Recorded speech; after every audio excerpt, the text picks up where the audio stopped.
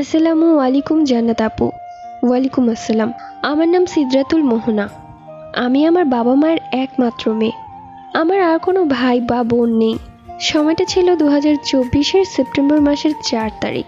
তখন বিকেলবেলা আমি স্কুল থেকে এসেছি, ফ্রেশ হয়ে খাবার খেয়ে মোবাইল নিব, তখন দেখি একজন লোক এসেছে।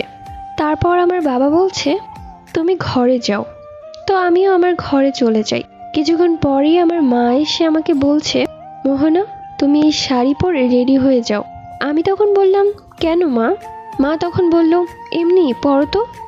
আমি শাড়িটি পরে রেডি হয়ে বসে আছি। তার কিছুটা সময় যাওয়ার পর আমার মা এসে বলল, কিছু মানুষ এসেছে, তুমি ওদের সামনে চা আর বিস্কিট নিয়ে যাবে। তখন তো আমি পুরোই অবাক। আমি আসলে কান্না করছি।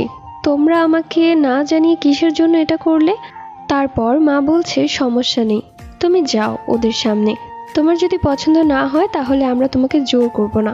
এরপর আমি একটু শান্তি পেলাম। এরপর আমি ওদের সামনে যাই। যাওয়ার পর সবাইকে চা দিই। তো এই আর কি, আমাকে সবকিছু জিজ্ঞাসা করতেই আমি ওই উত্তর দিচ্ছিলাম। এরপর ছেলেকে জিজ্ঞেস করছে, মেয়েকে পছন্দ হয়েছে?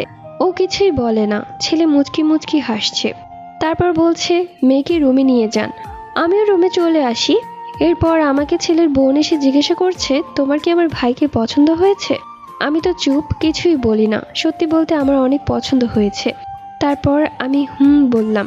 আর ওইদিকে ছেলেকেও জিজ্ঞেস করছে, মেয়ে পছন্দ হয়েছে? ছেলেও বলেছে।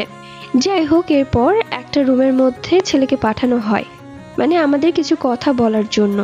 আমি খুব খুশি, কারণ আমারও ওকে অনেক পছন্দ হয়েছে এবং তারও আমাকে অনেক পছন্দ হয়েছে।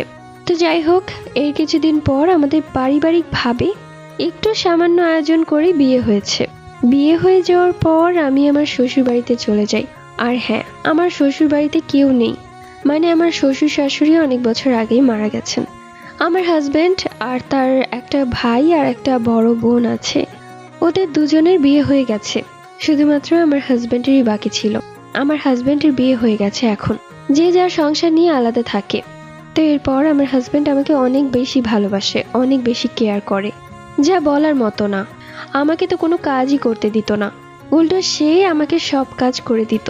তারপর অফিসে যেত। সপ্তাহে 4 দিন আমরা বাহিরে খেতাম।